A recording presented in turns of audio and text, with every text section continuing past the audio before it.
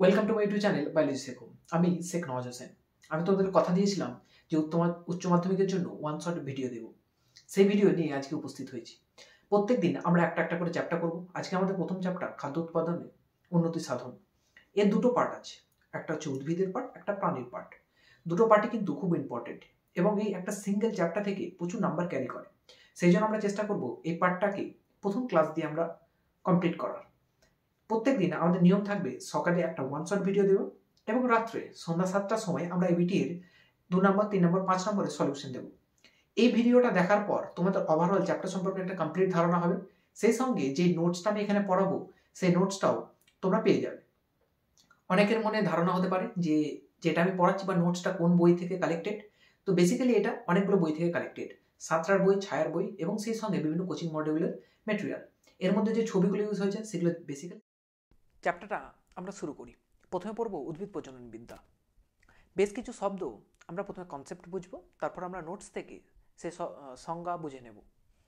উদ্ভিদ প্রজনন বিদ্যা, তোমাদেরকে যদি প্রশ্ন করা হয় যে উদ্ভিদ প্রজনন বিদ্যা কী, এখানে যে উদ্ভিদ প্রজনন বিদ্যার কথা বলা হচ্ছে এটা হলো আমাদের বর্তমান যুগেতে বিজ্ঞানকে কাজে লাগিয়ে কৃষিকার্যে উন্নতি সাধন, সেটাকে বলা হচ্ছে উদ্ভিদ প্রজনন বিদ্যা। সুতরাং এটা সংজ্ঞা কী হবে দেখতেই পাচ্ছ। বিজ্ঞানের যে শাখায় খাদ্যশস্যের জিনগত বৈশিষ্ট্য পরিবর্তন ঘটিয়ে নতুন, উন্নত, আকাঙ্ক্ষিত বৈশিষ্ট্যযুক্ত নতুন উদ্ভিদ সৃষ্টি হয় তাকেই বলা হচ্ছে উদ্ভিদ প্রজনন বিদ্যা। তাহলে প্রশ্ন হবে যে পূর্বের দিনে কি উদ্ভিদের প্রজনন বিদ্যা বা উদ্ভিদের কি চাষ থেকে আমরা শস্য কি পেতাম না? না, পূর্বেও পাওয়া যেত, এখনও পাওয়া যায়। পূর্বের দিনে চাষের জমি প্রচুর বেশি ছিল, প্রচুর পরিমাণে ফসল উৎপন্ন হতো। বর্তমান যুগে চাষের জমি জনবসতি বাড়ার সঙ্গে সঙ্গে ধীরে ধীরে কমে এসেছে। আগেকার দিনে মানুষের সংখ্যা কম ছিল, শস্যের পরিমাণটা বেশি ছিল, সুতরাং খাদ্যের অভাবজনিত কোনো ঘটনা ঘটতো না। এখন ঠিক তার বিপরীত, এখন পপুলেশন বাড়ছে, জনবসতি বাড়ছে, কিন্তু চাষের জমি বা শস্যের পরিমাণটা কমে আসছে।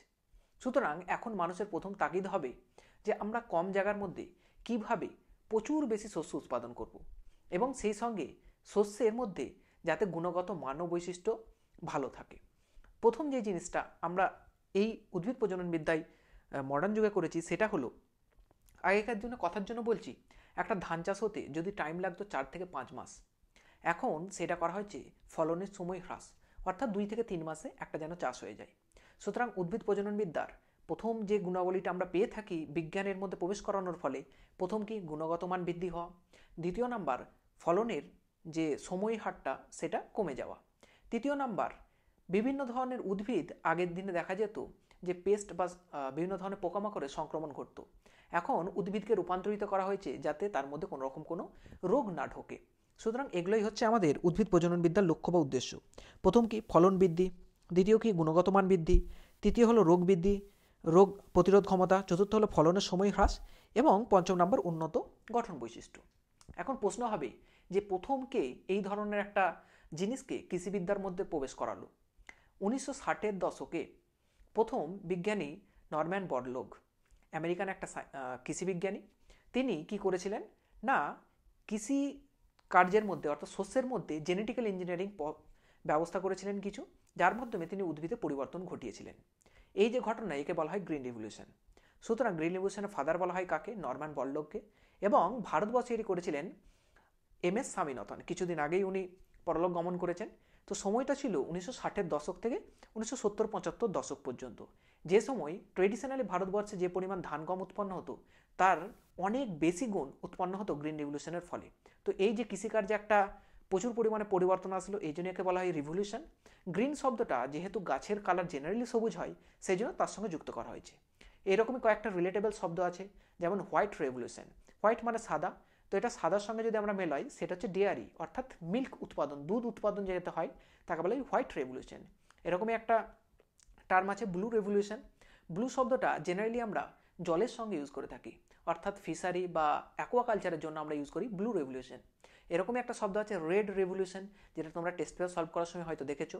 রেড শব্দটা জেনারেলি আমরা জেনেটিক ইঞ্জিনিয়ারিং পদ্ধতিতে যে জিন থেরাপি করে থাকি বা কোনো রকম বিজ্ঞানের যে কাজে লাগিয়ে আমরা যে রিভলিউশন এনেছি মানুষের স্বাস্থ্য বা রোগের দিক থেকে নিরাময়ে, সেটাকে বলা হয় রেড রিভলিউশন।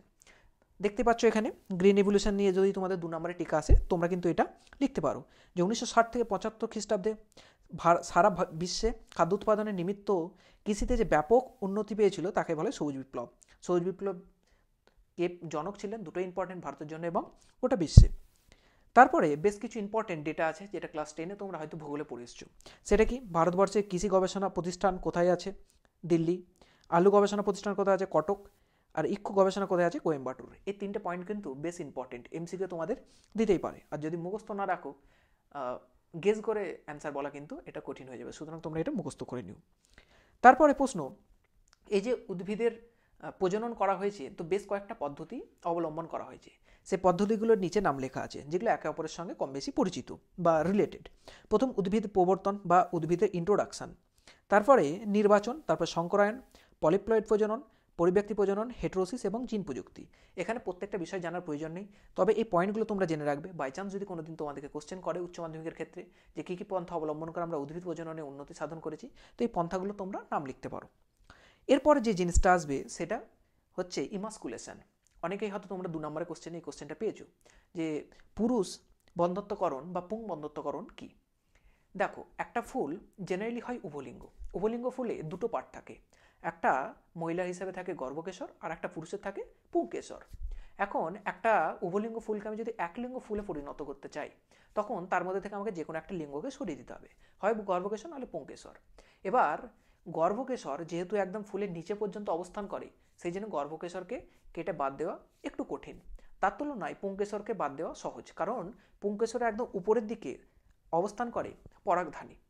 তো ইমাস্কুলেশন আর কিছুই নয়, পরাগধানী যেটা মেল হিসাবে মানে মেলের অংশ হিসাবে পরিচিত, সেই পরাগধানীটাকে কেটে দেওয়া হয়। এবার এখানে কিন্তু খুব একটা ইম্পর্টেন্ট পয়েন্ট, সেটা হচ্ছে ইমাস্কুলেশনে পরাগধানীটা পরাগ বিদীর্ণ হবার পূর্বে কাটতে হবে।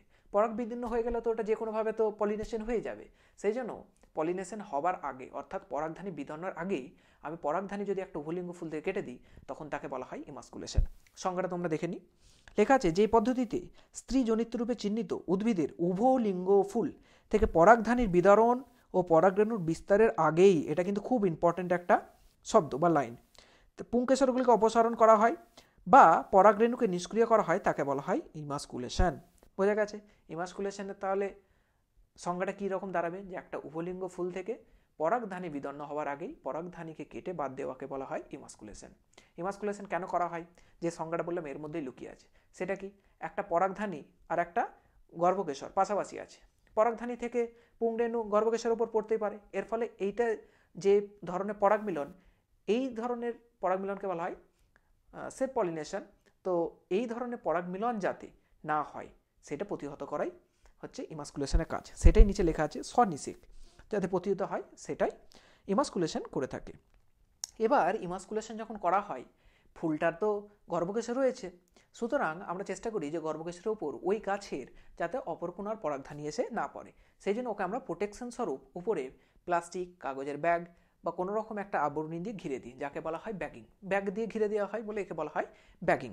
সংজ্ঞাটা কি লেখা আছে দেখতেই পাচ্ছ, ইমাস্কুলেশনের পর পুং ও স্ত্রী পুষ্প মঞ্জুরিকে মসলিন কাপড়, প্লাস্টিক বা কাগজের থলিতে আবদ্ধ করা হয়, যাতে কোনোভাবে গর্ভমুণ্ডের ওপর বাইরে থেকে আসা পরাগরেণু না পড়ে যায়। জেনারেলি কম উচ্চতাযুক্ত উদ্ভিদের ক্ষেত্রে এটাকে আবৃত করে রাখা হয়, বেশি বড় হলে সেখানে আবৃত হয় না। তারপরে সব থেকে ইম্পর্ট্যান্ট একটা 2 নম্বরের কোশ্চেন, সেটা হলো হাইব্রিড ভিগর। এর অপর নাম হলো হেটেরোসিস। হেটেরোসিস বা হাইব্রিড ভিগর নামটা আমরা ভেঙে যদি নিই, তাহলে কি পাচ্ছি? হাইব্রিড ভিগর। ভিগর মানে হচ্ছে একটা নতুন কিছু জিনিস পাচ্ছি যেটা হাইব্রিড, অর্থাৎ দুটো জিনিসের মিক্সচার থেকে তৈরি। এরই অপর নাম হেটেরোসিস। হেটেরো মানে ভিন্ন, সিস মানে তার উৎপাদিত একটা জিনিস। সুতরাং হাইব্রিড ভিগর নামটা ভাঙলেই বুঝতে পারছো, দুটো আলাদা কোনো জিনিস থেকে যদি আমি একটা ভালো জিনিস করি, যেটার বৈশিষ্ট্য পূর্বের মাতা পিতার থেকে উন্নত হবে, তাকে বলা হয় হাইব্রিড ভিগার বা হেটেরোসিস। সংজ্ঞাটা পড়ে নিই। জিনগতভাবে ভিন্ন দুটি বিশুদ্ধ জীবের সংকরণের ফলে যখন জনিত্রী জীব অপেক্ষা অধিক উন্নত, অধিক উৎপাদনশীল, অধিক গুণাবলীযুক্ত অপত্য সৃষ্টি হয়, তখন তাকে বলা হয় হাইব্রিড ভিগর বা হেটেরোসিস। এটা 2 নম্বরের কোশ্চেন আছে, তোমরা এটুকুই লিখতে পারো। তারপর কোশ্চেন, মিউটেশন, ব্রিডিং বা পরিব্যক্তি প্রজনন। আমরা জানি জেনারেলি মিউটেশনের ফলে আমাদের শরীরে কী হয়ে থাকে? ক্যান্সার। এবার এই মিউটেশন যারা করে তাদেরকে বলা হয় মিউটাজেন। কিছু কিছু সময় দেখা যায় যে উদ্ভিদের ক্ষেত্রে আমরা গবেষণাগারে মিউটেশনের মাধ্যমে উদ্ভিদের মধ্যে আমাদের আকাঙ্ক্ষিত কিছু বৈশিষ্ট্য তৈরি করতে পারি বা নিয়ে আসতে পারি। এবার ব্রিডিং মানে আমরা জানি প্রজনন, তাহলে মিউটেশনের মাধ্যমে ভালো বৈশিষ্ট্য নিয়ে এসে যদি প্রজনন করায় তখন তাকে আমরা বলবো মিউটেশন ব্রিডিং বা পরিব্যক্তি প্রজনন। সংজ্ঞাটা তোমরা নিজেরা পড়তে পারো। সাধারণভাবে মিউটেশন বা পরিব্যক্তি ক্ষতিকর হলেও কিছু ক্ষেত্রে আকাঙ্ক্ষিত বৈশিষ্ট্য লাভ করে। এর ফলে মিউটাজেন জাতীয় রাসায়নিক পদার্থ বা তেজস্ক্রিয় বিয়োগকরণের মাধ্যমে নতুন বৈশিষ্ট্যের সৃষ্টি হয় এবং অন্য ভ্যারাইটির সাথে সংকরণ ঘটিয়ে আকাঙ্ক্ষিত উদ্ভিদ উৎপন্ন করা হয়, তাকে বলা হয় পরিব্যক্তি প্রজনন। এতটা পর্যন্ত কোনো যদি ডাউট থাকে তোমরা কমেন্ট বক্সে জানাও। তারপরে আমরা পড়ব ডিএনএ নিষ্কাশন। এবার এই যে উপর পর্যন্ত পদ্ধতিগুলো পড়লাম, এগুলো তো উদ্ভিদের সঙ্গে এতক্ষণ পর্যন্ত কাজ হচ্ছিল। এরপর আমরা কাজ করব, ধরো কোনো একটা কথার জন্য বলছি যে একটা এ প্ল্যান্ট আছে আর একটা বি প্ল্যান্ট। এ প্ল্যান্টের বেশ কিছু বৈশিষ্ট্য ভালো আছে এবং বি প্ল্যান্টের বেশ কিছু বৈশিষ্ট্য ভালো আছে। আমি চাইছি এ এবং বি দুজনেই ভালো বৈশিষ্ট্যগুলো নিয়ে একটা নতুন উদ্ভিদ সৃষ্টি করতে। আমরা জানি যে কোনো একটা জিনিসের বৈশিষ্ট্য তার জিনের মধ্যে অবস্থান করে। আর জিন কোথায় অবস্থান করে? ডিএনএর মধ্যে। ডিএনএ কোথায় অবস্থান করে? একটা কোষের নিউক্লিয়াসের মধ্যে। সুতরাং আমি যদি জিন পেতে চাই আমাকে কিন্তু ডিএনএ নিষ্কাশন করতে হবে। সুতরাং কোনো একটা কোষের মধ্যে থেকে ডিএনএ বের করার পদ্ধতির নাম হলো ডিএনএ এক্সট্রাকশন বা ডিএনএ নিষ্কাশন। সংজ্ঞা পড়ো, সংজ্ঞাতে ওটাই লেখা আছে। প্রাথমিকভাবে উন্নত মানের অর্থাৎ আকাঙ্ক্ষিত বৈশিষ্ট্যযুক্ত জীব থেকে ডিএনএ অণুকে নিষ্কাশিত করা হয়। কোষের পর্দা, অন্যান্য অঙ্গাণু, প্রোটিন প্রভৃতি থেকে ডিএনএকে পৃথক করা হয়। সাধারণত নিউক্লিয়াসকে পৃথক করে সেখান থেকে ডিএনএ নিষ্কাশিত করা হয়, তাকে কি বলা হয়? ডিএনএ নিষ্কাশন। এবার তোমরাই বলো ডিএনএ নিষ্কাশনটা কেন করলাম? কারণ আমাদের সেখান থেকে গুণাবলীযুক্ত জিন দরকার। জিনটা কোথায় আছে? ডিএনএর মধ্যে। ডিএনএকে জেনারেলি আমরা কোন পদ্ধতিতে বার করি? ডিএনএ স্পুলিং। এটা তোমরা এনসিইআরটি বইতে দেখতে পাবে যারা এনসিইআরটি বই পড়েছো। এবার ডিএনএটা বের করে নিয়েছি, আমার তো কিন্তু আলটিমেট দরকার জিন। সুতরাং ডিএনএটা থেকে আমি কি করবো? এবার জিন বের করব। এবার বেশ কিছু এখানে শব্দ আছে যে শব্দগুলো আমাদেরকে একটু বুঝে নিতে হবে, যেটা মলিকুলার জেনেটিক্স বা বংশগতের আণবিক ভিত্তিতে আছে। এক প্রকার বিশেষ এনজাইম আছে, তার নাম হলো রেস্ট্রিকশন এন্ডোনিউক্লিয়েজ। রেস্ট্রিকশন এন্ডোনিউক্লিয়েজের কাজ কি? আমরা প্রথমে ছোট ছোট করে ভাঙি। এন্ডোনিউক্লিয়েজ, এন্ডোনিউক্লিয়েজ, এন্ডো মানে ভিতরে, নিউক্লিয়েজ মানে নিউক্লিক অ্যাসিডকে কাটে। নিউক্লিয়াস মানে হলো নিউক্লিক অ্যাসিডকে কাটে। এন্ডোনিউক্লিয়াস মানে নিউক্লিক অ্যাসিডকে ভেতরে কাটে। এন্ডো মানে ভেতরে, তাহলে নিউক্লিক অ্যাসিডকে যে ভেতরে কাটে তাকে বলা হয় এন্ডোনিউক্লিয়াস। তাহলে এক্সোনিউক্লিয়াসের অ্যান্সার কি হবে? যে ধরনের এনজাইম নিউক্লিক অ্যাসিডকে বাইরের দিক থেকে কেটে কেটে আসে তাদেরকে বলা হয় এক্সোনিউক্লিয়াস। আর যে সমস্ত এনজাইম নিউক্লিক অ্যাসিডের ভিতর থেকে কাটে তাদেরকে বলা হয় এন্ডোনিউক্লিয়াস। এবার শব্দটা আছে রেস্ট্রিকশন এন্ডোনিউক্লিয়েজ। রেস্ট্রিকশন এন্ডোনিউক্লিয়েজ মানে ডিএনএর একটা নির্দিষ্ট খণ্ডতে গিয়েই কাটবে। অর্থাৎ আমার ধরো এত বড় একটা জিন আছে, কথার জন্য বলছি এর মাঝখানে যে বৈশিষ্ট্য আছে এই বৈশিষ্ট্য আমার প্রয়োজন, তাহলে এমন একটা রেস্ট্রিকশন এন্ডোনিউক্লিয়াস দেবো যেটাই মাঝখানেতেই কাটবে, অর্থাৎ নির্দিষ্ট স্থানে কাটবে। সুতরাং যে ধরনের এন্ডোনিউক্লিয়াস ডিএনএর একটা নির্দিষ্ট সিকোয়েন্সকে কাটে তাকে বলা হয় রেস্ট্রিকশন এন্ডোনিউক্লিয়াস। এটাও খুব একটা ইম্পর্টেন্ট সংজ্ঞা, তোমাদের বায়োটেকনোলজিতে আছে, সেখানে আমরা এটা নিয়ে ডিসকাস করব। সুতরাং আমরা ডিএনএর ওপর রেস্ট্রিকশন এন্ডোনিউক্লিয়াস দিয়ে আকাঙ্ক্ষিত জিনটাকে বার করে নেবার পদ্ধতির নাম হলো জিন এক্সট্রাকশন বা জিন পৃথকীকরণ। সংজ্ঞায় লেখাই আছে, প্রথমে ক্রোমোজোমের ডিএনএ অণুকে আমরা আকাঙ্ক্ষিত বার করে নিলাম, তারপরে ডিএনএর মধ্যে কোনো স্থানে আকাঙ্ক্ষিত জিনটি আছে তা শনাক্ত করা হয়, তারপর তাকে কেটে বার করা হয় গিয়ে দিয়ে রেস্ট্রিকশন এন্ডোনিউক্লিয়াস। তারপর রেস্ট্রিকশন এন্ডোনিউক্লিয়াস উৎসেচকের সাহায্যে জিন অর্থাৎ ডিএনএ নির্দিষ্ট অংশকে কেটে বের করা হয়। বোঝা গেছে? তাহলে ডিএনএ বের করেছি প্রথমে, তারপর সেখান থেকে জিন বের করেছি। এবার কি করব? জিনের মাল্টিপল কপি বানাবো। জিনের মাল্টিপল কপিকে বলা হয় জিন অ্যাম্প্লিফিকেশন। জেনারেলি জিন অ্যাম্প্লিফিকেশন করা হয়ে থাকে পিসিআর যন্ত্র, পলিমারেজ চেইন রিঅ্যাকশন। পিসিআর সম্পর্কে আমরা বায়োটেকনোলজি চ্যাপ্টারতে সম্পূর্ণ ভালোভাবে ডিসকাশন করব। তোমরা ওখানে যখন ক্লাসটা করবে তখন ওখানে সম্পূর্ণভাবে ডাউট ক্লিয়ার হয়ে যাবে। মনে রাখো যে পিসিআর এমন একটা যন্ত্র যেখানে জিনকে কি করা হয়? মাল্টিপল কপি বানানো হয়। এক কপি জিন দিলে সেখান থেকে বহুগুণ জিন তৈরি হয়। তাহলে জিনের অ্যাম্প্লিফিকেশন কে সাহায্য করে? পিসিআর। আমরা জিন বের করে নিয়ে তাহলে কী করবো? জিন অ্যাম্প্লিফিকেশন। একই জিনের অসংখ্য প্রতিলিপি গঠন করার প্রক্রিয়াকে বলা হয় জিন ক্লোনিং বা জিন অ্যাম্প্লিফিকেশন। কার মাধ্যমে করা হয়ে থাকে? পলিমারেজ চেইন রিঅ্যাকশন বা পিসিআর পদ্ধতিতে জেনারেলি এটা করা হয়ে থাকে। এরপরে আমরা পড়ব ট্রান্সফরমেশন। এই যে আকাঙ্ক্ষিত জিনটা বার করলাম, এই জিনটাকে এবার কি করতে হবে? আমাকে কোনো একটা নির্দিষ্ট কোষের মধ্যে প্রবেশ করাতে হবে।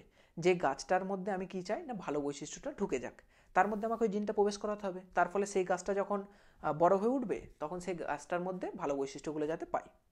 এই যে জিনটা কেটে একটা কোষ থেকে বের করলাম এবং অপর কেসে ঢোকাচ্ছি, এই জিনটা ঢোকার পদ্ধতির নাম হলো ট্রান্সফরমেশন। জিন কাটা আকাঙ্ক্ষিত জিনটাকে নিয়ে যেই কোষে আমি চাই যে এর মধ্যে পরিবর্তন আসুক তার মধ্যে প্রবেশ করানোর নাম হলো ট্রান্সফরমেশন। এটা কিন্তু খুব ইম্পর্ট্যান্ট একটা সংজ্ঞা। আর ট্রান্সফরমেশন অনেকগুলো পদ্ধতির মাধ্যমে কোষের মধ্যে প্রবেশ করানো হয়ে থাকে। সে পদ্ধতিগুলোর নাম দেখে নিই। প্রথমে ট্রান্সফরমেশন কি দেখে নিই। যে প্রক্রিয়ায় আকাঙ্ক্ষিত জিনকে উদ্ভিদ দিয়ে প্রবেশ করানো হয় তাকে বলা হয় ট্রান্সফরমেশন। জেনারেলি ট্রান্সফরমেশন কিসের মাধ্যমে করা হয়ে থাকে? উদ্ভিদে অসংখ্য কোষ থাকায় সব কোষে জিন প্রবেশ সম্ভব নয়। উদ্ভিদে কলা বসানোর সময় নরম প্রাচীরযুক্ত কেলাস গঠিত হয়, তার মধ্যে জিনের প্রবেশ ঘটানো হয়। অর্থাৎ কেলাসের মধ্যে জিনটা ঢুকিয়ে দিলাম, এরপর কেলাসটা যখন পরপর ডিভাইড হবে বড় গাছ হবে, তার প্রত্যেকটা কোষের মধ্যে জিনটা চলে যাবে। যে পদ্ধতিতে জিন ঢোকানো হয়ে থাকে সেই কিছু পদ্ধতি আছে যেগুলো তোমাদের প্রিভিয়াস ইয়ার কোশ্চেনেও খুব ইম্পর্টেন্ট জিজ্ঞাসা করা হয়েছে, সেগুলোই। অ্যাগ্রোব্যাকটেরিয়াম টিউমিফেসিয়েন্স, জেনারেলি এটা টিআই প্লাজমিড করে। এটা কিন্তু 2023-এ এমসিকিউ এসেছিল, মনে রাখবে। অ্যাগ্রোব্যাকটেরিয়াম টিউমিফেসিয়েন্স কি করে? টিআই প্লাজমিড, এখান থেকে টিআই প্লাজমিড পাই আমরা। অ্যাগ্রোব্যাকটেরিয়ামের মাধ্যমে আমরা ঢোকাতে পারি কোনো জিনকে।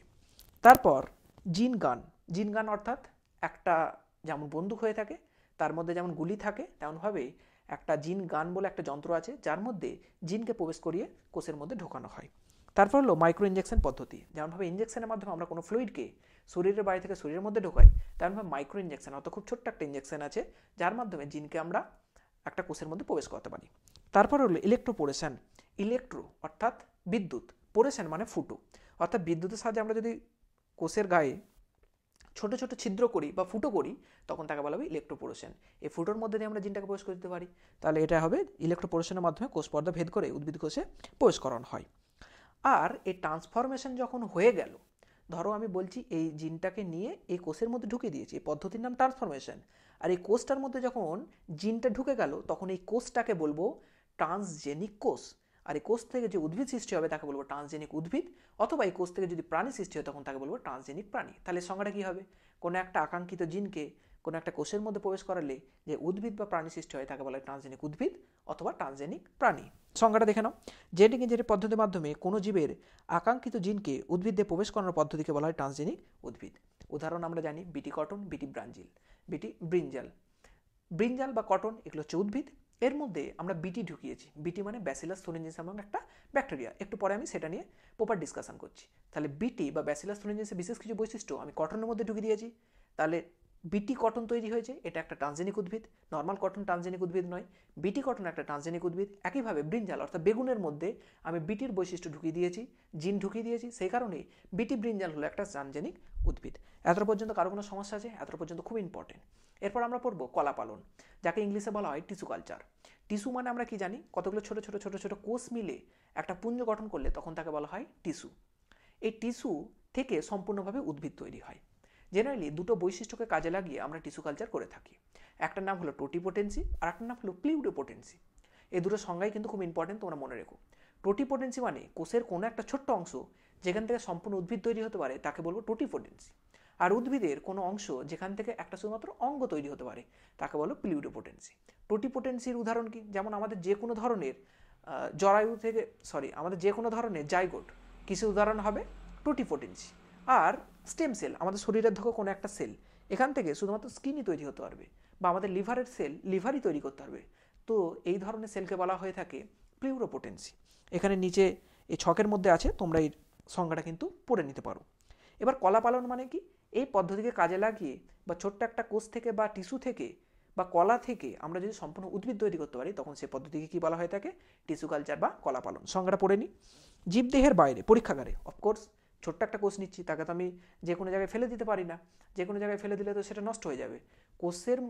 কোষটাকে আমি কী করতে হবে? ল্যাবের মধ্যে নিয়ে যেতে হবে, তার যে উপযুক্ত খাদ্য লাগবে, তার যে পুষ্টি লাগবে, আমাকে সব কিছু দিতে হবে এবং সেখানেই পালন করতে হবে।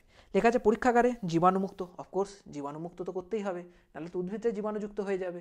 আমরা তো জীবাণুর হাত থেকে বাঁচার জন্যেই আমরা চেষ্টা করছি কলা পালন করার।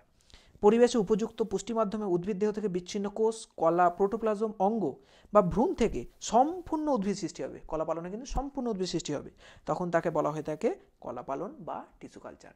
এবার তোমরা এই সংজ্ঞা থেকেই বুঝতে পারছো যে উদ্দেশ্য কি। আমরা যে জায়গাতে দেখতে পাই কোনো উদ্ভিদ সৃষ্টি হতে অনেক দিন টাইম লাগে, সেখানে আমরা ল্যাবরেটরির মধ্যে কী করতে পারি? কম সময়ে প্রচুর উদ্ভিদ তৈরি করতে পারি, অথবা আমরা ল্যাবের মধ্যেই বা কোনো ছোটো জায়গাতেই উদ্ভিদ সৃষ্টি করে সেখানে আমরা কিন্তু চাষ করতে পারি। বোঝা গেছে? এরপর আমরা পড়বো কলা পালনের কি গুরুত্ব, যেটা খুব ইম্পর্টেন্ট, 3 নম্বরের একটা কোশ্চেন। উপরে যে ছকটা আছে এই ছকটা তোমরা নিজে থেকে পড়তে পারো, তোমাদের বেনিফিটের জন্য জাস্ট দেওয়া আছে, তাছাড়া আর কিছু না। কলা পালনের গুরুত্ব কি? Generally micro propagation. মাইক্রো মানে ছোট্ট, প্রোপাগেশন মানে সেখান থেকে বিভাজিত হয়ে যাওয়া, ছোট্ট অংশ থেকে বিভাজিত হয়ে যাওয়াটা কলা পালনের একটা গুরুত্ব। উদ্ভিদ অঙ্গের কোনো অংশ কৃত্রিমভাবে পালনের মাধ্যমে তার সংখ্যা বৃদ্ধি। প্ল্যান্টলেট মানে ছোট ছোট প্ল্যান্ট তৈরি করা। কৃষিকাজ, উদ্যানবিদ্যা, বনসৃজনে ব্যবহার করা সম্ভব হয়েছে কার কারণে? টিস্যু কালচারের কারণে।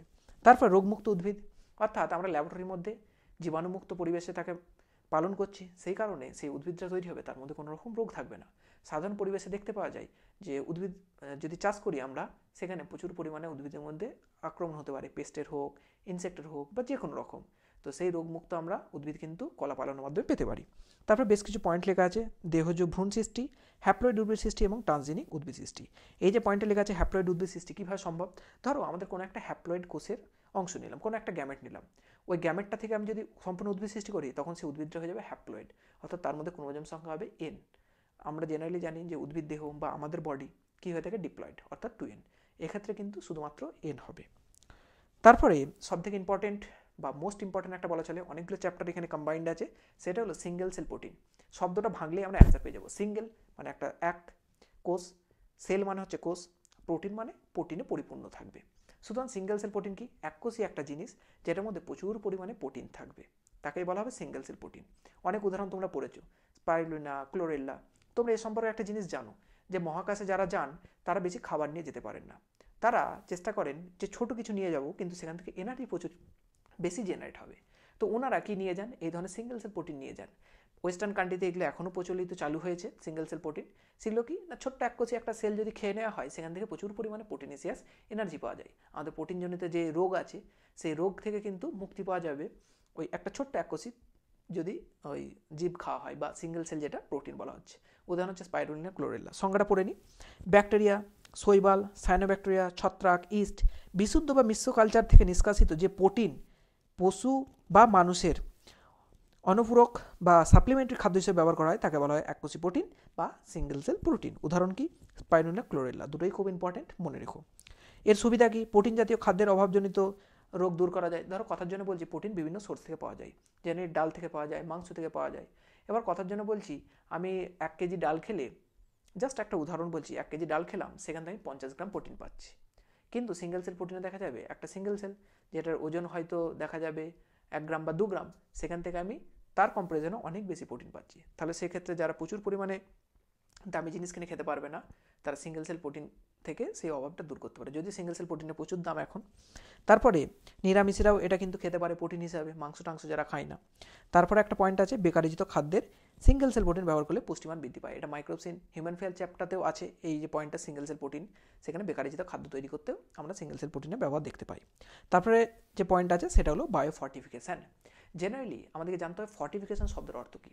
ফর্টিফিকেশান মানে হলো খাদ্যের মধ্যে গুণগত মান বৃদ্ধি করা, যে কোনো উপায়, সেটা ভিটামিন বাড়িয়ে হোক, কোনো রকম মিনারেলস বাড়িয়ে হোক, যা খুশ বাড়িয়ে যদি বৃদ্ধি করা হয়, তখন তাকে বলা হয় বায়োফর্টিফিকেশান। বায়োফর্টিফিকেশান মানে কি, কোনো জীবিত জিনিস যদি সেই এনহ্যান্সে সাহায্য করে, তখন তাকে বলা হবে বায়োফর্টিফিকেশান। বা জেনেটিক ইঞ্জিনিয়ারিংয়ের মাধ্যমে যদি কাজে লাগিয়ে আমরা বায়োফর্টিফিকেশান করি, তখন তাকে বলবো বায়োফর্টিফিকেশান। তাহলে এখানে কি ইউজ হবে, জেনেটিক ইঞ্জিনিয়ারিং, যার মাধ্যমে কি হবে, শস্যের মধ্যে তার গুণগত মান বৃদ্ধি হবে। তাহলে দেখিয়ে নিতে পারো, সাধারণভাবে খাদ্যের মধ্যে ভিটামিন, খনিজ লবণ, প্রোটিন প্রভৃতি প্রয়োগ করে খাদ্যের পুষ্টিগত মান বৃদ্ধি করার পদ্ধতিকে ফর্টিফিকেশান বলা হয়ে থাকে। সংকরণ পদ্ধতি বা জেনেটিক পদ্ধতিতে বিভিন্ন শস্যের পুষ্টিগত মান বাড়িয়ে তোলার প্রক্রিয়াকে বলা হয় বায়োফর্টিফিকেশান। যেমন ধানের মধ্যে আয়রনের পরিমাণ বাড়ানো হয়েছে, ভিটামিন এ সমৃদ্ধ পালং শাক, গাজর এগুলো পাওয়া গেছে, ভিটামিন সি সমৃদ্ধ করেলা, তারপর ভিটামিন সি সমৃদ্ধ টমেটো, তোমরা এবিটি টেস্ট পেপারেও দেখেছো। এটা ছিল আমাদের উদ্ভিদ প্রজনন বিদ্যা। এরপর আমরা শুরু করব প্রাণী প্রজনন বিদ্যা। একটা বিশেষ নোট বলে দিই, সেটা হচ্ছে এই যে নোটসটা তোমাদেরকে পড়াচ্ছি, এই নোটসটা যদি কেউ পিডিএফ আকারে পেতে চাও, তাহলে স্ক্রিনে দেওয়া এখন যে হোয়াটসঅ্যাপ নাম্বারটা দেখতে পাচ্ছ, এখানে তোমরা হচ্ছে মেসেজ করতে পারো যে আমাদের নোটসের প্রয়োজন। সে মিনিমাম আমরা অ্যামাউন্ট রেখেছি, যে পিডিএফের দাম 150 টাকা আমরা রেখেছি। যদি কেউ নিতে চাও, হোয়াটসঅ্যাপে মেসেজ করতে পারো, একটা কিউআর কোড পাঠিয়ে দেবে আমাদের টিম, সেখান থেকে তোমরা নোটসটা কিন্তু পেয়ে যাবে। তারপর টপিক আছে প্রাণী প্রজনন বিদ্যা। প্রাণী প্রজনন বিদ্যার সবথেকে প্রথম যে টপিক, সেটা হলো লাইভস্টক। লাইভস্টক মানে কি, পশু বা যাদেরকে আমরা পালন করে থাকি, গৃহপালিত পশু, তাদের সম্পদ, তারা যে একটা সম্পদ, তাদেরকে বলা হয়ে থাকে লাইভস্টক। সংজ্ঞা দেখতেই পাচ্ছ, যে সমস্ত গৃহপালিত প্রাণীদের থেকে আমরা খাদ্য, বস্ত্র, সামগ্রী পেয়ে থাকি এবং শ্রমজনিত কাজে ব্যবহার করি, তাদেরকে বলা হয় লাইভস্টক বা প্রাণীজ সম্পদ। গৃহপালিত পশুকেই জেনারেলি আমরা ইউজ করে থাকি আমাদের নিজেদের কিছু কাজের জন্যই, তাদেরকে বলা হয়ে থাকে লাইভস্টক। তারপর হলো অ্যানিম্যাল হাজবেন্ডারি। অ্যানিম্যাল হাজবেন্ডারি কিছুই নয়, জাস্ট যেহেতু বিজ্ঞানের চ্যাপ্টার, সুতরাং বিজ্ঞানের প্রয়োগ ঘটিয়ে যে পশুপালন ট্রেডিশনালি করা হয়, সেটাকে যদি বিজ্ঞানের একটু প্রয়োগ ঘটায়, তখন তাকে বলা হয়ে থাকে অ্যানিম্যাল হাজবেন্ডারি। তো যে বিজ্ঞানে পশুপালন, তাদের সুরক্ষা, পরিচালনা, খাদ্য সরবরাহ, বাসস্থানের উন্নতি, স্বাস্থ্য সম্পর্কে বিষয়গুলি আলোচিত করা হয়, তাকে বলা হয় পশুপালন বা অ্যানিম্যাল হাজবেন্ডারি। তারপরে প্রশ্ন যে মুরগির ব্রিড, এটা টেস্ট পেপার সলভ করতে করতে তোমরা বহু জায়গায় পেয়েছো, সেই জন্য আমি এখানে একটা ছোট্ট ছক বানিয়ে দিয়েছি এবং এই ছকটাতে সমস্ত জিনিস কভার আছে, আশা করি এর বাইরে একটাও আসবে না।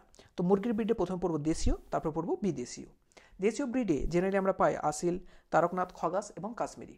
বিদেশির জেনারেলি আমি তিনটে ভাগ করেছি, ভূমধ্যসাগরীয়, মার্কিন এবং ইংলিশ। ভূমধ্যসাগরীয়টা খুব ইম্পর্টেন্ট, তোমরা জানো, লেগ হর্ন, এছাড়া আছে মিনার। মার্কিনে আছে দুটোই, রেড আইল্যান্ড রেড আর একটা হচ্ছে হোয়াইট আইল্যান্ড রেড। আর ইংলিশে পাবে তোমরা ডর্কিং, কর্নিশ, সাসেক্স বা ডার্বিশায়ার রেড ক্যাপ। মুরগির এই ব্রিডগুলো কিন্তু খুব ইম্পর্টেন্ট, 1 নম্বরে কোশ্চেন আসতে পারে বা 2 নম্বরেও দিতে পারে। 1 নম্বরের জন্য কিন্তু অবশ্যই মুখস্থ করবে বা এমসিকিউর জন্য মুখস্থ করে রেখো, কারণ এটা জিজ্ঞাসা করার খুব সম্ভাবনা বেশি রয়েছে। তারপরে কৃত্রিম রূপে ডিম ফোটানোর যে পদ্ধতি বা যে যন্ত্র ইউজ করা হয়ে থাকে, পদ্ধতি নয় যন্ত্র ইউজ করা হয়ে থাকে, তাকে বলা হয়ে থাকে ইনকিউবেটর। ইনকিউবেটরের মধ্যে আমরা যদি ডিম রাখি একটা নির্দিষ্ট সময়, তার মধ্যে বিশেষ যদি পরিবেশ আমরা কন্ট্রোল করি, তো জেনারেলি বাইরের ডিম নষ্ট হয়ে যাওয়ার সম্ভাবনা থাকে, সেখানে আমরা ডিম কিন্তু একটা নির্দিষ্ট কন্ডিশনে ফোটাতে পারি। যে যন্ত্রতে ফোটানো তার নাম হলো ইনকিউবেটর। ওকে, তো এখানে বিশেষ কয়েকটা জিনিসের উপর লক্ষ্য রাখতে হবে, সেটা এমসিকিউ দিতে পারে, সেই জন্য আমি এটা লিখে রেখেছি যে ইনকিউবেটর টেম্পারেচার রাখা হয় 100 থেকে 104 ডিগ্রি ফারেনহাইট। সেই সঙ্গে এখানে আর্দ্রতা রাখা হয় 46 থেকে 52 ডিগ্রি সেন্টিগ্রেড। দেখো আর্দ্রতা এবং টেম্পারেচারের মধ্যে একই রকম প্রায় হাফ মানে করলেই টেম্পারেচার পাওয়া যাচ্ছে। তোমরা মনে রাখতে পারো 100 থেকে 104, তার 104-এর অর্ধেক 52, সুতরাং 46 থেকে 52 আর্দ্রতা রাখা হয় পার্সেন্টেজ। আর কতদিন ডিমকে রাখতে হয়? 21 দিন ডিমকে রাখতে হয় এবং তাকে একটা নির্দিষ্ট পদ্ধতিতে বসানোর পর 4 থেকে 6 বার ঘুরিয়ে দিতে হয় এবং 18 দিন এইরকমভাবে কন্টিনিউ কাজ করতে হয়। এরপরে যে সংজ্ঞাটা, যেটা আমি তোমাদেরকে এবিটিএ টেস্ট পেপারে বহুবার বলেছি এবং বহুবার জিজ্ঞাসা করা যায়, সেটা হচ্ছে ডিপ লিটার। ডিপ লিটার কার সঙ্গে সম্পর্কিত? মুরগির সঙ্গে বা পোলট্রি ফার্মের সঙ্গে বা পোলট্রি প্রতিপালনের সঙ্গে। এখন এই ডিপ লিটার কি না, প্রাণী নিত্যসজ্জা, মুরগির গৃহের মেঝে 20 সেন্টিমিটার পর্যন্ত খাস ঘর ইত্যাদি বেছানো সজ্জাকে বলা হয় ডিপ লিটার। ডিপ লিটারের মাধ্যমে জেনারেলি কী করা হয়ে থাকে? মুরগির প্রতিপালন করা হয়ে থাকে। এর সুবিধা কি? প্রত্যহ পরিষ্কার করার প্রয়োজন পড়ে না, পরিশ্রম খরচ 2 কমে যায়। বর্তমানে তোমরা অনেক হয়তো ইউটিউবে ছোটো ছোটো রিলসে দেখতে পাবে যে মুরগি প্রতিপালন এমনভাবে করা হয় যে নিচেতে হয়তো পুকুর আছে, যে মুরগির যে বজ্র পদার্থ পায়খানা টাইখানা সেগুলো পুকুরে গিয়ে পড়ছে এবং পুকুরের জন্য সেটা সার হিসাবে, মাছের খাদ্য হিসাবে ইউজ হচ্ছে। এবার মুরগির বেশ কিছু রোগ আছে যেগুলো মাঝে মাঝে ফ্রিকোয়েন্টলি জিজ্ঞাসা করা হয়, সেই জন্য প্রত্যেকটা ক্যাটাগরির একটা করে রোগের নাম মুখস্থ করার জন্য লিখে দিয়েছি। ভাইরাস ঘটিত রোগ হলো রানীক্ষেত, যেটা খুব ইম্পর্টেন্ট। তাছাড়া আছে ভাইরাস ঘটিত পক্স, আমরা জানি স্মল পক্স হয়ে থাকে, তার মধ্যে মুরগিরও পক্স হয়। তারপর ব্যাকটেরিয়া ঘটিত আছে বোটুলিজম এবং পুলোরাম, এদেরও কিন্তু মুখস্থ রেখো। ব্যাকটেরিয়া ঘটিত রোগ ফ্রিকোয়েন্টলি জিজ্ঞাসা করা হয়, জিজ্ঞাসা করা হতেই পারে, পুলোরাম এবং বোটুলিজম। ছত্রাক ঘটিত রোগ কি? অ্যাসপারজিলাস। প্রোটোজোয়া ঘটিত রোগ কি? মুরগির ম্যালেরিয়া। আমরা জানি ম্যালেরিয়া একটা প্রোটোজোয়া ঘটিত রোগ, যেটা মানুষের ম্যালেরিয়া আমরা জেনারেলি পড়ে থাকি আমাদের হিউম্যান হেলথ অ্যান্ড ডিজিজ, স্বাস্থ্য রোগ চ্যাপ্টাই। তো এটা মনে রাখতে পারো, মুরগির ম্যালেরিয়া কোন ধরনের রোগ? প্রোটোজোয়া ঘটিত। ছত্রাক ঘটিত রোগ কি? অ্যাসপারজিলাস। ব্যাকটেরিয়া ঘটিত রোগ কি? পুলোরাম। আর ভাইরাস ঘটিত রোগ কি? রানীক্ষেত। প্রচুর ইম্পর্টেন্ট, এটা তোমরা মনে রাখবে কিন্তু মাছের জন্য অবশ্যই, মুরগির জন্য অবশ্যই। এরপর আমরা হাঁসের ব্রিড। হাঁসের ব্রিড খুব একটা বেশি মনে রাখার প্রয়োজন পড়ে না, ফ্রিকোয়েন্টলি কোশ্চেনও করা হয় না, তবে সতর্কতার জন্য আমাদেরকে মনে রাখতে হবে একটা মিনিমাম এশিয়ান ব্রিড। মনে রাখতে পারো ইন্ডিয়ান রানার অথবা নাগেশ্বরী। নাগেশ্বরীতে কিন্তু মাঝে মাঝে গোলমাল হতে পারে, যে নাগেশ্বরী এটা গ্রুড ব্রিডে তোমরা মাঝে মাঝে ভুল করে লিখে দিতে পারো, কিন্তু এটা হবে হাঁসের ব্রিড। আর খাকি ক্যাম্বেলের নাম তো বহুজন জানোই, সুতরাং তিনটেই তোমরা মুখস্থ রাখতে পারো বা মিনিমাম একটা বা দুটো মুখস্থ রেখো, বা নামগুলো কমসে কম পড়ো, যেন এমসিকিউ পড়লে কমসে কম রাইট চিহ্ন দিয়ে বেরিয়ে যেতে পারো। এরপর পড়বো গরুড ব্রিড। জেনারেলি গরুড ব্রিডের দুটো ভাগ হয়, একটা হলো মেল ব্রিড আর একটা হলো মালবাহী যারা, যাদেরকে বলা হয় ড্রট। ওকে, এবার এই মিল্ক এবং ড্রট দুটোরই সম্মিশ্রণেও কিছু পাওয়া যায়, তাদেরকে আমরা বলে থাকি সাধারণ ব্রিড বা মিশ্র ব্রিড। মিল্ক ব্রিডের নাম দেখো লেখাই আছে যারা দুধ দেয়, উদাহরণ কি? গির, সাহিওয়াল, দেউনি, লাল সিন্ধি, এগুলো কিসের উদাহরণ? সব মিল্ক ব্রিড। এবং ড্রট যারা মাল বয়, অর্থাৎ জেনারেলি পুরুষ যে ষাঁড় হয়ে থাকে তাদেরকে ইউজ করা হয়ে থাকে মালবি এবং হল্লিকর। আর সাধারণ ব্রিড ডুয়েল ব্রিড, যেখান থেকে দুধ পাবো এবং আমি সেদেরকে কাজেও লাগাতে পারি বা সেখান থেকে আমি মাংসও পেতে পারি, উদাহরণ হলো হরিয়ানা। ওকে, এ কটা কিন্তু অবশ্যই গরুর ব্রিডের নাম তোমরা মুখস্থ রাখবে, তোমাদের জন্য খুব হেল্পফুল হবে। এরপর আমরা পড়বো গবাদি পশুর বেশ কিছু রোগ, যে এই রোগগুলো খুব একটা কিন্তু ইম্পর্টেন্ট নয়, তবে টেস্ট পেপারে বেশ কিছু জায়গায় বিভিন্ন স্কুলে জিজ্ঞাসা করা হয়েছে যে গবাদি পশুর একটি রোগের নাম লেখো, যেখানে ম্যাক্সিমাম ছেলে সবাই হয়তো মুখস্থ করে রেখেছো, সেটা হলো অ্যানথ্রাক্স। অ্যানথ্রাক্সটা কিন্তু তোমরা মুখস্থ করতে পারো। আর অ্যানথ্রাক্স কী ঘটিত রোগ? একটা ব্যাকটেরিয়া ঘটিত। সুতরাং তোমরা যদি ব্যাকটেরিয়া ঘটিত মনে রাখতে পারো তাহলে তোমাদের কিন্তু দুটো কোশ্চেনের অ্যান্সার একবারে হয়ে যাবে, যে ব্যাকটেরিয়া ঘটিত একটি রোগের নাম হলো অ্যানথ্রাক্স, গবাদি পশুর একটি রোগের নাম কি? অ্যানথ্রাক্স। জেনারেলি অ্যানথ্রাক্স হলে কী হয়ে যায়? দুধের পরিমাণ কমে যায়, তাপমাত্রা বৃদ্ধি পেয়ে যায়। এবার যেহেতু এটা ব্যাকটেরিয়া ঘটিত রোগ, সেক্ষেত্রে এর ট্রিটমেন্ট আমরা কি ইউজ করে থাকি? অ্যান্টিবায়োটিক। ওকে, নিচে কিছু রোগের নাম লেখা আছে, যদি দেখতে চাও সেই জন্যই আমি নোটে লিখে রেখেছি, তোমরা নিজেরা দেখে নিতে পারো, তবে খুব একটা প্রয়োজনীয় বলে আমার মনে হয় না। এরপর আছে উদ্ভিদ প্রজনন পদ্ধতি। এটা খুব ইম্পর্টেন্ট, খুব নিটের জন্য তো খুবই ইম্পর্টেন্ট, যদিও চ্যাপ্টারটা বাদ দিয়ে দেওয়া হয়েছে, তবে বোর্ডসের জন্য ইম্পর্টেন্ট। জেনারেলি উদ্ভিদ প্রজনন আমরা দুটো পদ্ধতিতে করে থাকি। একটা হলো আন্তঃপ্রজনন, যাকে বলা হয় ইনব্রিডিং। একটা হলো বহিঃপ্রজনন, যাকে বলা হয় আউটব্রিডিং। দেখো জেনারেলি একই ব্রিডের মধ্যে যদি আমরা তাদের মিটিং করাই বা প্রজনন করাই, তখন তাকে বলা হয় আন্তঃপ্রজনন বা ইনব্রিডিং। সেম ব্রিডের মধ্যে ইনব্রিডিং মানে সেম ব্রিডের মধ্যে। আর দুটো যদি ভিন্ন ব্রিডের মধ্যে করাই, তখন তাকে আমরা বলে থাকি আউটব্রিডিং বা বহি ব্রিডিং। সংজ্ঞাটা দেখতেই পাচ্ছ, যখন 4-6 জনু ধরে একই ব্রিড এর মধ্যে প্রজনন ঘটানো হয়, তখন তাকে বলা হয় থাকে ইনব্রিডিং। ইনব্রিডিংয়ের উদাহরণ গরু, মোষ, পোলট্রি। জেনারেলি একটা গোষ্ঠীর মধ্যে থাকলে ইনব্রিডিংই দেখতে পাই। ঠিক আছে, 4-6 জনু মানে ধরো কেউ দাদু আছে, তার নাতনি হচ্ছে 2 জনু, নাতনির ছেলে, তার ছেলে, এরকমভাবে 4-6 জনের মধ্যে কিন্তু গরুর থাকে। জেনারেলি কোনো গোয়াল ঘরে দেখবে যে ওরকমই থাকে, বাইরের গরু তো খুব কমই থাকে। তারপরে হলো বহিঃব্রিডিং। ওকে, বহিঃব্রিডিংয়ের কি দেখতে পাই আমরা? নিজে একই গণের অন্তর্ভুক্ত কিন্তু দুটি আলাদা ব্রিড, তাদের মধ্যে যদি প্রজনন করে, তখন তাকে বলা হয় বহিঃব্রিডিং। ওকে, তো লেঘর মুরগির সঙ্গে যদি আমরা রোড আইল্যান্ড রেড মুরগির প্রজনন ঘটাই, এটা একটা উদাহরণ বহিঃব্রিডিং বা আউটার ব্রিডিং। এবার অন্তঃপ্রজনন বা ইনব্রিডিংয়ের একটা খুব ক্ষতি আছে, তাকে বলা হয় ইনব্রিডিং ডিপ্রেশন। বারবার যদি নিজেদের ব্রিডের মধ্যে প্রজনন করানো হয়, তখন দেখা যায় যে ফলাফলটা আসছে বা যে বাচ্চাটা তৈরি হচ্ছে, তাদের বৈশিষ্ট্য প্যারেন্টের থেকে কমে যাচ্ছে। আমরা তো চাই যে প্রজননের মাধ্যমে তার বৈশিষ্ট্য বাড়ুক, কিন্তু এক্ষেত্রে আলাদা দেখা যাচ্ছে, ডিপ্রেসড হয়ে যাচ্ছে। সেই জন্য ইনব্রিডিংয়ের ফলে যেহেতু ডিপ্রেসড আসছে, সেই জন্য একে বলা হয় ইনব্রিডিং ডিপ্রেশন। ইনব্রিডিং ডিপ্রেশনে কী হয়? যদি কেউ দুধ দেয়, দুধের পরিমাণ কমে যাবে, কেউ যদি ডিম দেয়, ডিমের পরিমাণ কমে যাবে, কোনো জায়গা থেকে যদি মাংস পায়, মাংসের পরিমাণ কমে যাবে। সুতরাং ইনব্রিডিং একদম ভালো জিনিস নয়, যেটা মানুষের পক্ষেও নয় ভালো, এবং বাকি পশু পাখি বা যাদেরকে আমরা গৃহপালিত নিজেদের কাজের জন্য ইউজ করি, তাদের তো একদমই ভালো নয়। আউটব্রিডিংয়ের কিছু বিশেষ পদ্ধতি আছে, দেখো আউটক্রস, ক্রস ব্রিডিং এবং ইন্টারস্পেসিফিক হাইব্রিডাইজেশন। এই সংজ্ঞাগুলো খুব একটা বেশি বোর্ডসের ক্ষেত্রে আশা করে জিজ্ঞাসা করবে না, কেন একটি জটিল। আউটক্রস মানে কি? একই ব্রিড হবে, কিন্তু একই ব্রিডের একটি পুরুষ এবং স্ত্রীর মধ্যে যদি প্রজনন ঘটানো হয় বেশ কয়েক জেনারেশনের পর, অর্থাৎ যে 4 থেকে 6 জনু ছিল ইনব্রিডিংয়ে, এটা কিন্তু তারপর, তখন তাকে বলা হয় আউটক্রস। আর ক্রস ব্রিডিং কি? এবার দেখো দুটোর মধ্যে গোলমাল হতে পারে, ইনব্রিডিং এবং আউটক্রস। ইনব্রিডিংয়ে 4 থেকে 6 জনুর মধ্যেই কিন্তু প্রজননটা ঘটবে। ধরো দাদুর সঙ্গে নাতনির ঘটলো, তখন তাকে বলা হবে ইনব্রিডিং। আউটক্রসে কি? দাদু তার 7-8টা প্রজন্ম পর, গরুর ক্ষেত্রে তো দাদুর 7-8টা প্রজন্মের মধ্যে বেশি দেরি লাগবে না, মানুষের না হয় দেরি লাগে, ওদের তো বেশি দেরি লাগবে না, তারপরে যদি কারোর সঙ্গে প্রজনন করানো হয়, তখন কিন্তু সেটা হবে আউটক্রস। তারপর হচ্ছে ক্রস ব্রিডিং। ক্রস ব্রিডিং আমরা জেনারেলি করে থাকি উৎকৃষ্ট পরিমাণে ফল পাওয়ার জন্য। একটা খুব ভালো ব্রিডের একটা ভালো জিনিস নিয়ে থাকি, আর একটা অন্য ব্রিডের একটা ভালো নিই, দুজনের মধ্যে প্রজনন ঘটে দিই, পুরুষ এবং স্ত্রী, এর ফলে যে তৈরি হবে তাকে আমরা বলে থাকি ক্রস ব্রিডিং। এটা খুব উন্নত। ইনব্রিডিং ডিপ্রেশন, এই ক্রস ব্রিডিংকে আমরা জেনারেলি ইউজ করে থাকি। তারপর হচ্ছে ইন্টারস্পেসিফিক হাইব্রিডাইজেশন, অর্থাৎ আন্তঃপ্রজাতি, দুটি ভিন্ন প্রজাতির মধ্যে আমরা যদি তাদের মধ্যে প্রজনন ঘটিয়ে একটা নতুন কিছু জীব তৈরি করি, তখন একটা হাইব্রিড জীব পাওয়া যায়, একেই বলা হয়ে থাকে ইন্টারস্পেসিফিক হাইব্রিডাইজেশন। জেনারেলি উদ্ভিদ প্রজননের উদ্দেশ্য কী? উদ্ভিদ প্রজননের উদ্দেশ্য নর্মাল জিনিস। 1 নম্বর হচ্ছে বৃদ্ধির হার বাড়ানো, রোগ প্রতিরোধ ক্ষমতা বেড়ে ওঠা, দুধ, ডিম, মাংস, পশম ইত্যাদি বাড়ানো এবং জন্মহার তার সঙ্গে বৃদ্ধি করা। এর সঙ্গে একটা খুব ইম্পর্টেন্ট জিনিস বা ইম্পর্টেন্ট টার্ম যুক্ত, সেটা হলো কৃত্রিম প্রজনন। ধরো জেনারেলি একটা গরু বা কোনো একটা ষাঁড়, আমার নির্দিষ্ট সময়ে একটা বাচ্চা দরকার। তাদের যেহেতু উস্টার সাইকেল চলে, তাদের নিজেদের সাইকেল ছাড়া তারা কিন্তু রিপ্রোডাকশন করে না বা প্রজনন করে না। আমরা কিন্তু কৃত্রিম উপায়ে তাদেরকে জোর করে রিপ্রোডাকশন করিয়ে তাদের মধ্যে থেকে কিন্তু অপত্য সৃষ্টি করতে পারি। এই পদ্ধতির নামে হলো কৃত্রিম প্রজনন। কৃত্রিম প্রজননে দুটো পদ্ধতি ইউজ করা হয়ে থাকে। একটা নাম হলো কৃত্রিম ইনসেমিনেশন, যাকে বলা হয়ে থাকে আর্টিফিশিয়াল ইনসেমিনেশন। অপরটি হলো মাল্টিপল ওভুলেশন এমব্রায়োলজি ট্রান্সফার। কৃত্রিম ইনসেমিনেশন এটা কিভাবে হয়? ধরো কোনো একটা পুরুষের কাছ থেকে শুক্রাণু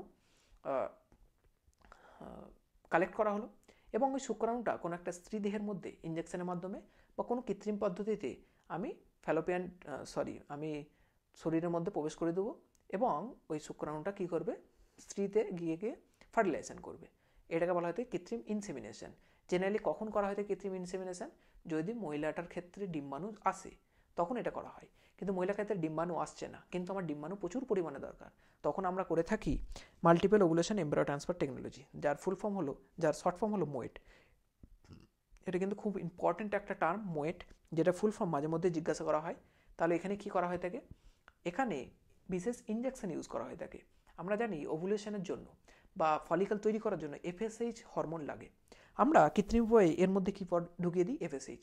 যার ফলে একটা গরুর ডিম্বাণু তৈরি হচ্ছিল না সেই মুহূর্তে, তার সময় ছিল না, তখন এফএসএইচ যদি জোর করে ঢুকিয়ে দিই, তার বডি কিন্তু এফএসএইচ পেয়ে গিয়ে তার ডিম্বাশয়ের মধ্যে ডিম্বাণু তৈরি হতে থাকবে এবং ডিম্বাণু প্রচুর বেশি পরিমাণে তৈরি করে দেয়। প্রায় আমরা প্রত্যেকটা এফএসএইচ যখন প্রবেশ করাই প্রায় 4 থেকে 6টার মতো ডিম্বাণু পাই। এবারে ডিম্বাণুগুলো যখন প্রডিউসড হয়ে যাবে তখন ডিম্বাণুগুলোকে বাইরে বের করে নেওয়া হয়। বাইরে বের করে তার মধ্যে কোনোভাবে শুক্রাণুর মাধ্যমে মিলন ঘটিয়ে বা নিষেক ঘটিয়ে সেল তৈরি করা হয়, 8 থেকে 32 সেল। এবার 8 থেকে 32 সেল যখন তৈরি হয় তখন এই 8 থেকে 32 সেলের ওই ছোট্ট কোষ খণ্ডটাকে নিয়ে অপর কোনো একটা গরু, যার ডিম্বাণু নিয়েছিলাম তার নয়, অপর কোনো একটা গরুর মধ্যে আমরা ওটাকে প্রবেশ করিয়ে দিই। এবার ওই গরুর মধ্যে প্রবেশ করে দিলে ওই গরুর পেটেতে অপত্যটা তৈরি হবে, ওটা কোনো অন্য গরু। যেই গরুর ডিম্বাণুটা আমরা নিয়েছি তার বিশেষ ভালো বৈশিষ্ট্যের জন্য তার কাছ থেকে ডিমগুলো নিয়েছি, সুতরাং তাকে তো আমি যদি অপত্য দিয়ে এঙ্গেজ করে দিই তার কাছ থেকে তো আর ডিম্বাণু পাবো না, এখন অনেক দিন টাইম লাগবে যতদিন না নতুন অপত্যটা ডেলিভার হয়। সেই জন্য আমরা অন্য গরুর মধ্যে ওটা ঢুকিয়ে দিই, 4টে বা 6টা যটাই তৈরি হয় আলাদা আলাদা গরুর মধ্যে ঢুকিয়ে দিই, যাদের বৈশিষ্ট্য খুব একটা বেশি ভালো নেই। তারপরে এটা যখন কমপ্লিট হয়ে গেল, ডিম নিয়ে নিলাম, ওই যে গরুটা তাকে একটা নির্দিষ্ট রিকভারি টাইমের পর আবার এফএসএইচ দিয়ে এই মোয়েট পদ্ধতির মাধ্যমে অপত্য কিন্তু সৃষ্টি করা হয়। এখানে লেখা আছে, তোমরা পড়লে বুঝতে পারবে। সেটা হচ্ছে একটি উন্নত মানের স্ত্রী প্রাণীকে এফএসএইচ ইঞ্জেকশন করলে তার ওভুলেশন ঘটে, অনেকগুলি ডিম সৃষ্টি হয়। একটি উন্নত মানের পুরুষ প্রাণীর বীর্য প্রথমে কৃত্রিম উপায়ে সংগ্রহ করা হয়, পরীক্ষাগারে নিষেক ঘটানো হয়। নিষাক্ত ডিম 8 থেকে 32 কোষ বিশিষ্ট হয়ে থাকে এবং তাকে অপর কোনো একটা গরু বা মাতৃগায়ের জরায়ুতে প্রবেশ করানো হয়। এটা কিন্তু মনে রাখবে, যার কাছ থেকে ডিম্বাণু হয় তার কিন্তু জরায়ুতে প্রবেশ করানো হয় না, অপর কোনো একটা গরু যার কিন্তু খুব একটা ভালো বৈশিষ্ট্য নেই কিছু, তার মধ্যে আমরা চেষ্টা করি যে সারোগেট মাদার হিসেবে তার মধ্যে গরুটা বা যে ছোট্ট অপত্যটা সেটা যেন ওর মধ্যে ডেভেলপড হয়। গর্ভবতী ধাত্রীমা গর্ভবতী হয় এবং নির্দিষ্ট সময়ে সন্তান প্রসব করে। মোয়েট পদ্ধতিতে গরু, মোষ, ছাগল, ভেড়া ইত্যাদি সন্তান সৃষ্টি করা সম্ভব। ওকে, এটা হলো আমাদের ডেয়ারি শিল্প পর্যন্ত কিছু ইম্পর্টেন্ট বেস কোশ্চেন। এরপর আমরা পড়বো মৌচাষ। মৌচাষ মানে কি? মৌমাছির চাষ। একে ইংলিশে বলা হয়ে থাকে এপিকালচার। মৌচাষ সম্পর্কে এখানে খুব দু একটা জিনিস ইম্পর্টেন্ট। 1 নম্বর জিনিস হচ্ছে মৌমাছির লিঙ্গ নির্ধারণ, যেটা বিভিন্ন চ্যাপ্টার সঙ্গে অ্যাসোসিয়েটেড, আমি এখানেই করিয়ে দেবো। আর একটা হচ্ছে এদের বিশেষ নৃত্য, যাকে বলা হয় ওয়াগন বা ওয়াগটেল নৃত্য। ওয়াগটেল নৃত্য কি? ধরো কোনো একটা মৌমাছি, শ্রমিক মৌমাছি খাদ্যের খোঁজে বেরিয়েছে, খাদ্যটা পেয়েছে, সে কি করবে? খাদ্যটা পাওয়ার পর একটা নির্দিষ্ট প্যাটার্নে 8 সেপেড এরকমভাবে ঘুরতে থাকবে। কয়েকটা মৌমাছি যদি যাই একসঙ্গে এরকমভাবে 8 সেপেড ঘুরতে থাকবে। এই যে নৃত্যটা, খাবার পেয়েছি, এটাকে বলা হয় ওয়াগটেল নৃত্য। পাশে তোমরা এই ছবিটাও দেখতে পাচ্ছ, যে ছবিটা একটু নিচে আছে, এই সংজ্ঞাটা তোমরা নিজেরা পড়তে পারো। যে শ্রমিক স্কোয়াড মৌমাছির বিশেষ নৃত্য হলো ওয়াগটেল নৃত্য। এরা চাকের সামনে উলম্ব তলে উঠতে থাকে, যা দেখে অন্য শ্রমিক মৌমাছিরা খাদ্যের অবস্থান নির্ণয় করতে পারে। যে অভিমুখে বা কোণে নৃত্য করে চাক থেকে সেই অভিমুখে গেলে জানবে যে খাদ্যটা পাওয়া যাবে। জেনারেলি এটা 4 অক্ষরের মতো দেখতে হয়ে থাকে বা ইংলিশ 8-এর মতো। তারপর নিচে আছে মৌমাছির লিঙ্গ নির্ধারণ। এই জায়গাটা আমি একটু ভালোভাবে বুঝিয়ে দিই। দেখো, মৌমাছির আমরা জানি যে লিঙ্গ নির্ধারণ একটু আলাদা। এক্ষেত্রে হ্যাপ্লয়েড এবং ডিপ্লয়েড দুটো বডি সৃষ্টি হয়। সবসময় মাথার মধ্যে রেখো, এদের যারা পুরুষ মৌমাছি, যেমন ধরো আমরা পুরুষ, আমাদের ক্ষেত্রে আমাদের ক্রোমোজোম সংখ্যা কত? 2n, কিন্তু মৌমাছির পুরুষ অলওয়েজ হ্যাপ্লয়েড, অর্থাৎ শুধুমাত্র n। কিন্তু নারী বা যে রানী, সে কিন্তু অলওয়েজ 2n, যেমনভাবে আমাদের নর্মাল মহিলারা হয়ে থাকে। তাহলে পার্থক্যটা কোথায়? পুরুষদের আমরা 2n, কিন্তু মৌমাছির পুরুষরা কি হয়ে থাকে? n। রানী 2n, নর্মাল আমাদের মহিলারও 2n হয়। এবার রানী কি করে? ডিম্বাণু দেয়। এবার আমরা জানি যে কোনো জিনিস থেকে গ্যামেট তৈরি হোক না কেন, গ্যামেট অলওয়েজ হ্যাপ্লয়েড। রানী যে গ্যামেটটা দেবে তাকে বলা হয় ডিম্বাণু। এই ডিম্বাণুটা কি হবে? n, অর্থাৎ হ্যাপ্লয়েড। আর পুরুষ যে স্পার্মটা দেবে সেটাও গ্যামেট, সেটাও কি হবে? n। এবার n আর n যদি নিষেক ঘটে তখন কি তৈরি হবে? 2n। এবার এই 2n যদি তৈরি হয় তখন দুটো কন্ডিশন থাকে। যদি ওই যখন 2n থেকে লার্ভাটা তৈরি হবে, ওকে যদি আমরা বিশেষ কিছু পরিচর্যা দিই, বিশেষ কিছু খাবার দিই, তখন সে হবে রানী মৌমাছি। কি খাইয়ে রানী মৌমাছি করা হয়? যেহেতু রানীকে ইংলিশে বলা হয় রয়্যাল, সেই জন্য রয়্যাল জেলি খাইয়ে কি তৈরি করা? রানী। আর নর্মাল খাবার খাইয়ে দিলে, যদি ব্রেড খাইয়ে দেওয়া হয় নর্মাল যেটা মৌচাকে থাকে, সেটা হলে তারা তৈরি হবে শ্রমিক মৌমাছি। আর পুরুষ কোথা থেকে তৈরি হয় তাহলে? পুরুষ তো নিজেই হ্যাপ্লয়েড, তার মানে পুরুষ নিজে একটা অনিষিক্ত ডিম্বাণু থেকে তৈরি হয় কে? পুরুষ। অর্থাৎ ডিম্বাণুর কোনো একটা আছে, সে হলো হ্যাপ্লয়েড এন, সেটা অনিষিক্ত থেকে, সেখান থেকে কিন্তু যদি জীব গঠিত হয়ে যায়, পুরুষ গঠিত হয়ে যায়, তখন তাকে বলা হয়ে থাকে ড্রোন, অর্থাৎ পুরুষ মৌমাছি। এখানে দেখতে পাচ্ছ, বুঝিয়ে দিচ্ছি। রানী মৌমাছি যদি অনিষিক্ত ডিম এটা এন, আর নিষিক্ত ডিম এটা হবে 2n। ওকে, অনিষিক্ত ডিম হচ্ছে এন আর নিষিক্ত ডিম হচ্ছে 2n, কারণ রানী মৌমাছির ডিম্বাণুর সঙ্গে পুরুষের এন মিশে যায়, তখন তো ওটা হয়ে যায় 2n। অনিষিক্ত ডিম্বাণু অপুংজনির মাধ্যমে বা পার্থজেনেসিসের মাধ্যমে কি তৈরি হয়? পুরুষ বা ড্রোন। আর নিচে নিষিক্ত ডিম লার্ভা তৈরি হয়। লার্ভাকে যদি 2-3 দিন ধরে রয়্যাল জেলি, রয়্যাল অর্থাৎ রাজাদের জেলি খাওয়ানো হয়, তখন সে তৈরি হয় রানী মৌমাছি। যদি ওকে সারা জীবন খাওয়ানো হয়, আর যদি কিছুদিন খাওয়ানো হয়, তাকে বলা হয় শ্রমিক। জেনারেলি রয়্যাল জেলি শ্রমিক মৌমাছিকে খাওয়ানো হয় না, ওকে জেনারেল ব্রেড খাওয়ানো হয়ে থাকে। এবার মৌমাছির একটা রোগ ফ্রিকুয়েন্টলি জিজ্ঞাসা করা হয় মাঝে মাঝে, অ্যান্সার হবে নোসেমা রোগ। আর মধুর মধ্যে কী উপাদান আছে? বহুবার কোশ্চেন জিজ্ঞাসা করা হয়েছে, 2016 এবং 20 এখানে লেখাই আছে। তো কী কী উপাদান? গ্লুকোজ থাকে, ফ্রুক্টোজ থাকে, সুক্রোজ থাকে, খনিজ পদার্থ থাকে, জল থাকে, বিভিন্ন ধরনের ভিটামিন থাকে। এগুলো কিন্তু তোমরা মুখস্থ করে নিও। তারপর টপিক আছে মৎস্য পালন, যাকে বলা হয় থাকে পিসিকালচার। পিসিকালচার রিলেটেডই আমি একটা রেভলিউশনের নাম বলেছিলাম, তার নাম হলো ব্লু রেভলিউশন। যেহেতু জলের কালার ব্লু ধরা হয়, সেই জন্য ব্লু রেভলিউশন। সংজ্ঞা কি? বিজ্ঞানসম্মত উপায়ে অর্থনৈতিক দিক থেকে গুরুত্বপূর্ণ খাদ্য হিসেবে ব্যবহৃত জলজ প্রাণী, মুখ্যত মাছ, কবজি প্রাণী, চিংড়ি, কাঁকড়া, কম্বোজ প্রাণী হচ্ছে শামুক, ঝিনুক ইত্যাদি প্রতিপালন করাকে কি বলা হয় থাকে? পিসিকালচার বা মৎস্য পালন। এখানে একটা ইম্পর্টেন্ট জিনিস জিজ্ঞাসা করা হয় বারবার, কার্প নিয়ে, মেজর কার্প এবং মাইনর কার্প। আমি এখানে পুরোটাই একটা লিখে দিয়েছি। প্রথমে আমরা ভাগ করছি দেশি কার্প, যাদেরকে বলা হয় দেশি পোনা, একটা হচ্ছে বিদেশি কার্প। দেশি কার্পের দুটো ভাগ, একটা মেজর কার্প আর একটা হলো মাইনর কার্প। আমরা মেজর মানে জানি বড়, মাইনর মানে ছোট। সুতরাং বড় বড় যে মাছ, সাইজে বড় এবং তাদের উৎপাদন বেশি, তাদেরকে আমরা বলে থাকি মেজর কার্প। আর যারা সাইজে ছোট এবং অর্থনৈতিক দিক থেকে গুরুত্ব একটু কম, তাদেরকে বলা হয় মাইনর কার্প। এখানে সংজ্ঞা লেখা আছে মেজর কার্পের, তোমরা পড়ে নিও। আর মাইনর কার্পের যেটা বললাম সেটাই লেখা আছে। আর বিদেশি কার্প মানে যেগুলো ভারতের নয়, বাইরে থেকে আমদানি করা হয়েছে।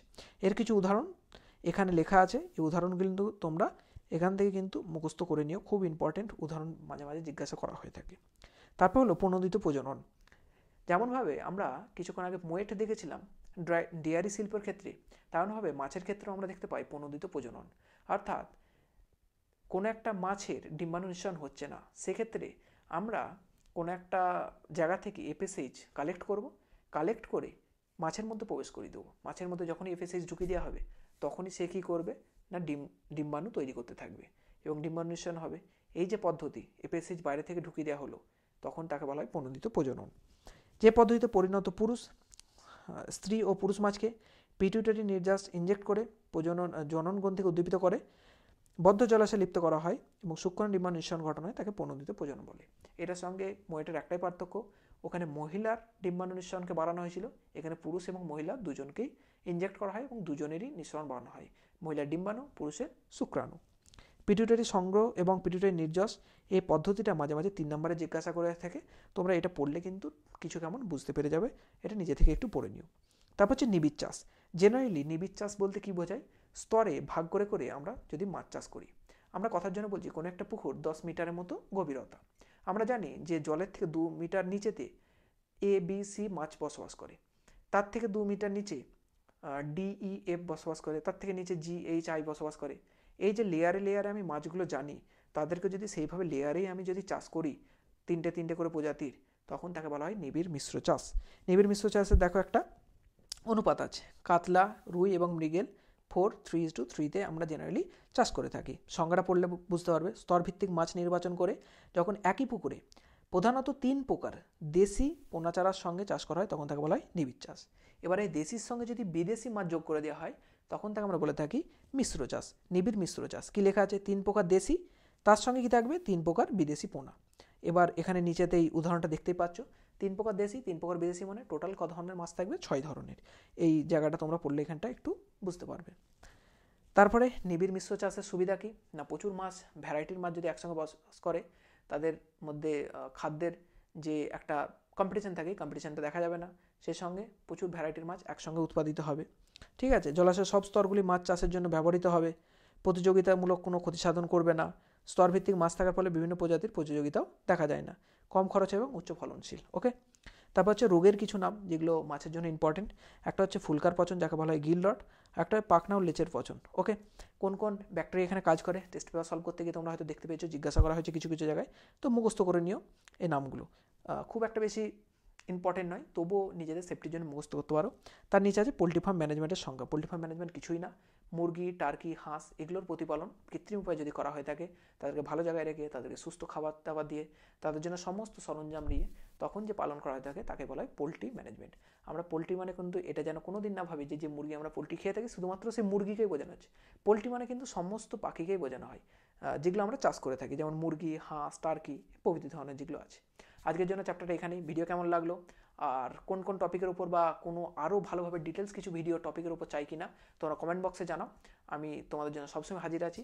আর ভিডিও ভালো লাগে থাকলে শেয়ার করো, সাবস্ক্রাইব করো, বন্ধুদের সঙ্গে শেয়ার করতে ভুলবে না।